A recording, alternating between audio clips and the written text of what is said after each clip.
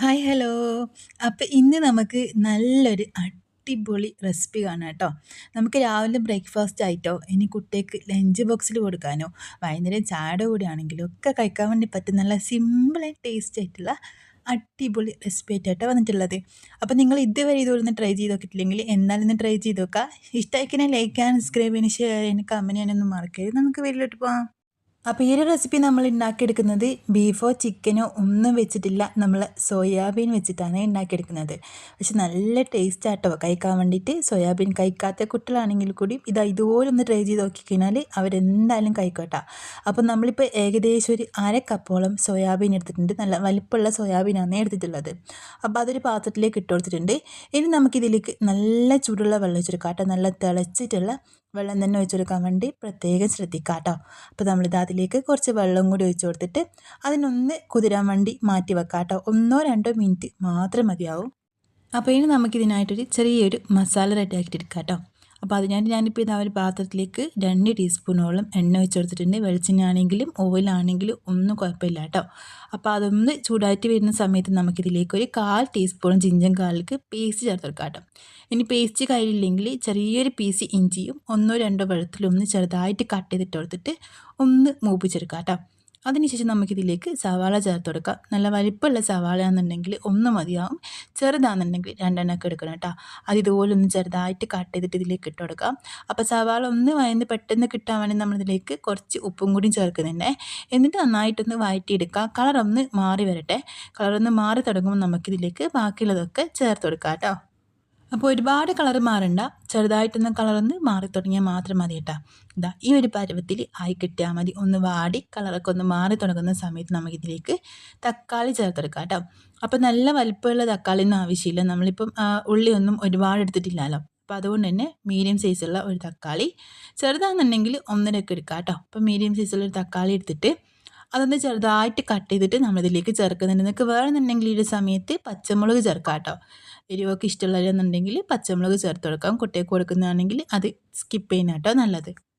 അപ്പോൾ അതൊന്ന് വഴന്ന് വരുന്ന ഒരു സമയം കൊണ്ട് സോക്കാൻ വേണ്ടി മാറ്റി വെച്ചിട്ടുള്ള നമ്മളെ സോയാബീൻ നന്നായിട്ട് കുതിർന്ന് കിട്ടിയിട്ടുണ്ട്. ഈ ഒരു പരുവത്തിലായിട്ടുണ്ട് കേട്ടോ. നമുക്കിത് ഇങ്ങനെ അങ്ങ് എടുത്തിട്ട് നമ്മളൊരു മിക്സിയുടെ ജാറിലേക്ക് ഇട്ട് കൊടുത്തിട്ട് ഒന്ന് ക്രഷ് ചെയ്തിട്ട് എടുക്കാം കേട്ടോ.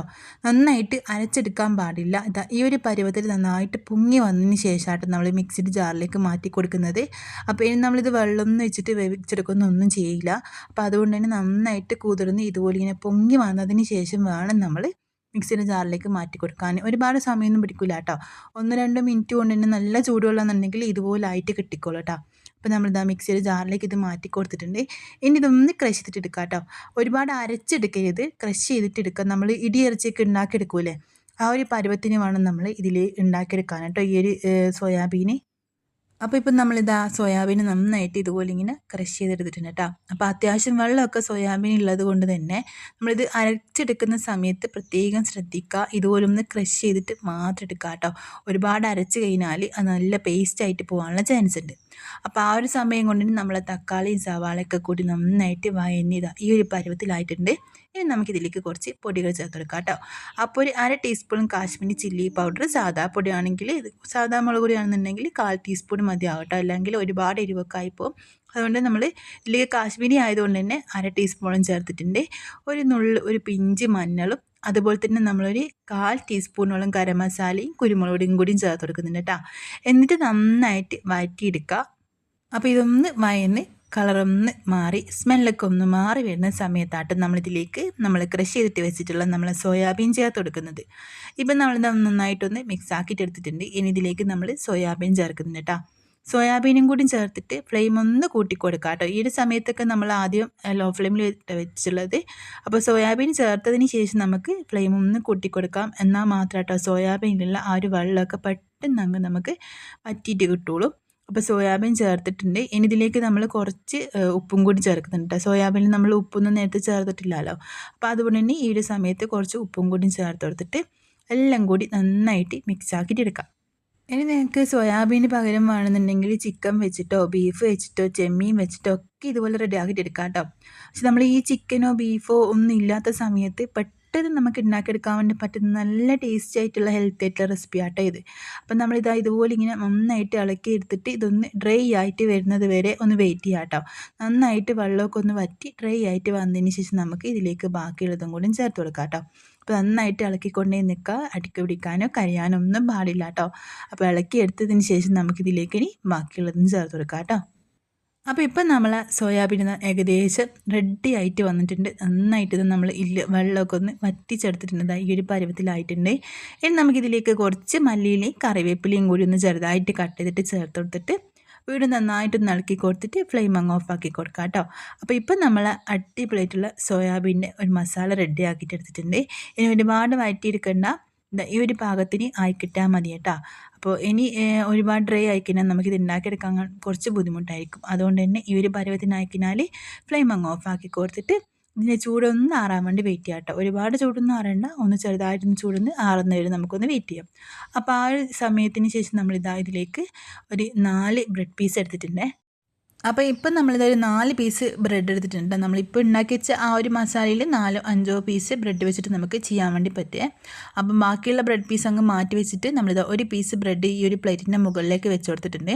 അപ്പോൾ 2 സ്പൂൺ മസാല നമ്മൾ ഇതുപോലെ ഇങ്ങനെ ഇതിലേക്ക് വെച്ച് കൊടുത്തിട്ട് സ്പൂൺ വെച്ചിട്ട് ഒന്ന് പ്രസ്സാക്കി കൊടുക്കാം കേട്ടോ. ഒന്ന് എല്ലാ ഭാഗത്തേക്ക് ഈ മസാല ഒന്ന് ആക്കി കൊടുക്കുക. എന്നിട്ട് സ്പൂൺ വെച്ചിട്ട് ഇതുപോലെ ഇങ്ങനെ പ്രസ്സാക്കി കൊടുക്കുക. നമ്മൾ കയ്യിൽ ബ്രെഡ് വെച്ചിട്ട് ചെയ്യാൻ പാടില്ല കേട്ടോ. അങ്ങനെയാണെങ്കിൽ ബ്രെഡ് പെട്ടെന്ന് അങ്ങ് പൊടിഞ്ഞു പോകാനുള്ള ചാൻസ് ഉണ്ട്. പ്ലേറ്റിൽ വെച്ചിട്ട് ചെയ്യുന്ന കേട്ടോ ഒന്നുകൂടി നല്ലത്. അപ്പോൾ നമ്മളിത് ഇതുപോലെ നന്നായിട്ട് എല്ലാ ഭാഗത്തേക്കും ഈ ഒരു മസാല ആക്കി കൊടുത്തിട്ടുണ്ട്. ഇനി ബാക്കിയുള്ള ബ്രെഡിൻ്റെ പീസിൽ നമുക്ക് ഇതുപോലെ തന്നെ അങ്ങ് ചെയ്തിട്ടെടുക്കാം കേട്ടോ. അപ്പോൾ ഇതൊന്ന് ഫ്രൈ ചെയ്തിട്ട് എടുക്കാൻ വേണ്ടിയിട്ട് നമ്മളിതാ ഒരു പാനിലേക്ക് ആവശ്യത്തിനുള്ള ഓയിലോ വെളിച്ചെണ്ണയോ ഗീയോ എന്ന് വെച്ചാൽ ആക്കി കൊടുക്കുക. അതിനുശേഷം നമ്മളിതാ ബ്രെഡ് പീസ് അതിൻ്റെ മുകളിലേക്ക് വെച്ച് കൊടുത്തിട്ടുണ്ട്. ഈ ഒരു സമയത്ത് ലോ ഫ്ലെയിമിൽ വെക്കാൻ വേണ്ടി പ്രത്യേകം ശ്രദ്ധിക്കുക. എന്നിട്ടൊന്ന് മുരിച്ചെടുക്കുക കേട്ടോ. ആ ഒരു ഭാഗം നന്നായിട്ടൊന്ന് മുരിഞ്ഞ് വന്ന് സ്മെല്ലൊക്കെ ഒന്ന് വന്ന് തുടങ്ങുമല്ലോ, കരിഞ്ഞ് പോകാൻ പാടില്ല കേട്ടോ. അപ്പോൾ ഒന്ന് മുരിഞ്ഞ് സ്മെല്ലൊക്കെ ഒന്ന് വന്ന് തുടങ്ങിയ സമയത്ത് നമുക്കിതിനെ ഇതുപോലെ ഇങ്ങനെ ഒന്ന് പതിയെ ഒന്ന് തിരിച്ചിട്ട് കൊടുക്കാം. അപ്പോൾ ഇതുപോലൊന്ന് തിരിച്ചിടുന്ന സമയത്ത് പ്രത്യേകം ശ്രദ്ധിക്കുക, മസാല പുറത്തേക്ക് പോവാതെ നോക്കാം കേട്ടോ. അപ്പോൾ നന്നായിട്ട് മുരിഞ്ഞ് വന്നതിന് ശേഷമായിട്ട് നമ്മൾ തിരിച്ചിട്ട് കൊടുത്തിട്ടുള്ളത്. ഇനി ഒന്ന് ആ ഒരു ഭാഗം ഒന്ന് കളറ് മാറി തുടങ്ങുമ്പോൾ തന്നെ നമ്മളിതാ ഇതുപോലെ ഇങ്ങനെ ഒന്നുകൂടി ഒന്ന് തിരിച്ചിട്ട് നോക്കുന്നുണ്ട് കേട്ടോ. അപ്പോൾ സംഭവം സെറ്റായിട്ടുണ്ട്. ഇനി നമുക്കിത് വേറൊരു പാത്രത്തിലേക്ക് അങ്ങ് മാറ്റി കൊടുക്കാം. ബാക്കിയുള്ള നമ്മൾ ചെയ്ത് വെച്ചിട്ടുള്ള ബ്രെഡിൻ്റെ പീസൊക്കെ ഇതാ ഇതുപോലെ തന്നെ അങ്ങ് റെഡിയാക്കിയിട്ട് എടുക്കാം കേട്ടോ. അപ്പോൾ നല്ല അടിപൊളിയായിട്ടുള്ള നമ്മളെ റെസിപ്പി റെഡി ആയിട്ടുണ്ടേ. അപ്പോൾ ഇതുപോലൊന്ന് നിങ്ങൾ എന്തായാലും ട്രൈ ചെയ്ത് നോക്കുക. രാവിലെ ആണെങ്കിലും രാത്രിയാണെങ്കിലും വൈകുന്നേരമാണെങ്കിലും ഏത് സമയത്താണെങ്കിലും നമുക്ക് കഴിക്കാൻ വേണ്ടി പറ്റുന്ന സിമ്പിൾ ആൻഡ് ടേസ്റ്റി ആയിട്ടുള്ള അടിപൊളി റെസിപ്പി ആട്ടോ ഇത്. അപ്പോൾ എന്തായാലും ട്രൈ ചെയ്ത് നോക്കിയിട്ട് ഇഷ്ടമായി കഴിഞ്ഞാൽ ലൈക്ക് ചെയ്യാനും സബ്സ്ക്രൈബ് ചെയ്യാനും ഷെയർ ചെയ്യാനും കമൻറ്റ് ചെയ്യാനും ഒന്നും മറക്കില്ലേ. അപ്പം നമുക്ക് മറ്റൊരു നല്ലൊരു വീഡിയോ ആയിട്ട് പിന്നെ കാണാം. Bye, thank U.